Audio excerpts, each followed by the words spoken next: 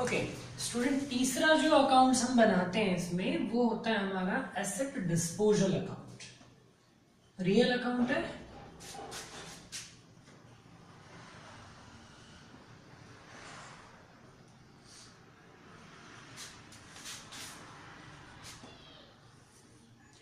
ठीक है। तो यहां पर एक पहली बार तो एसेट आएगी, कहां से आएगी? एसेट अकाउंट से। हमने एसेट अकाउंट में अगर आपको याद हो तो हमने एक एंट्री पास की थी, asset disposal account debited to asset, ठीक है।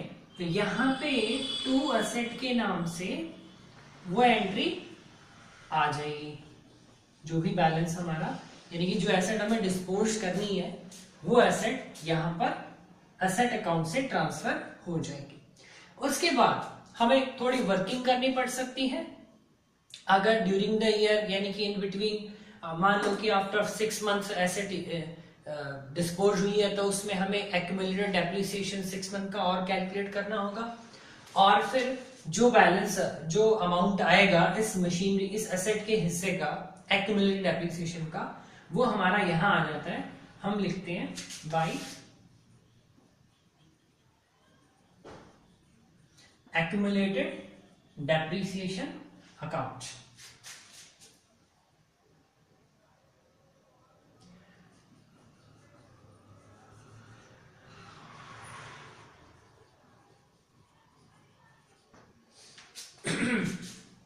देन एसेट की वैल्यू दे रखी होगी, वो एसेट कितने में बिकी है।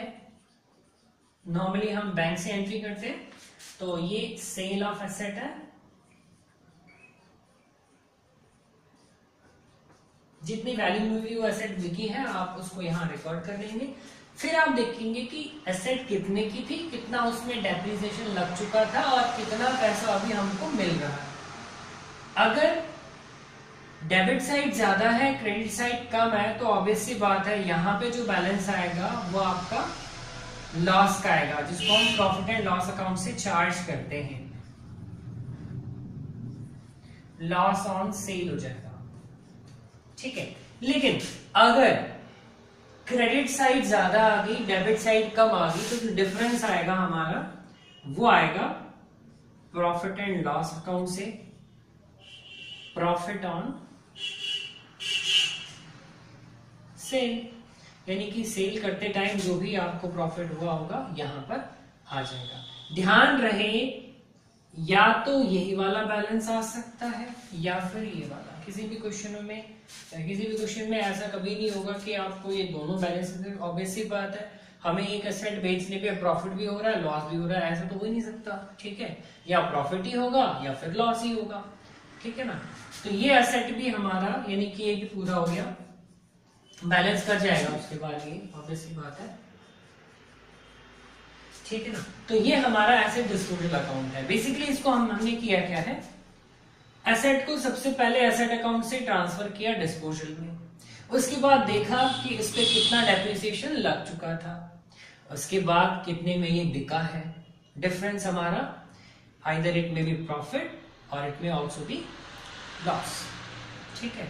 तो ये हमारे अकाउंट्स हैं। इस तरह से हम इसमें डेप्रिसिएशन के क्वेश्चन में तीनों अकाउंट अगर बनाने को कहा जाए तो इस तरह से हम बनाते हैं। अब नेक्स्ट वीडियो में मैं आपको एक क्वेश्चन कराऊंगा जिसमें ये सारे के सारे अकाउंट बनाने होंगे और कुछ इंटरेस्टिंग एडजस्टमेंट भी होंगी जो एग्जामिनेशन पर्पस के लिए बहुत ही इंपॉर्टेंट होंगी, ठीक है फ्रेंड्स। Thank you.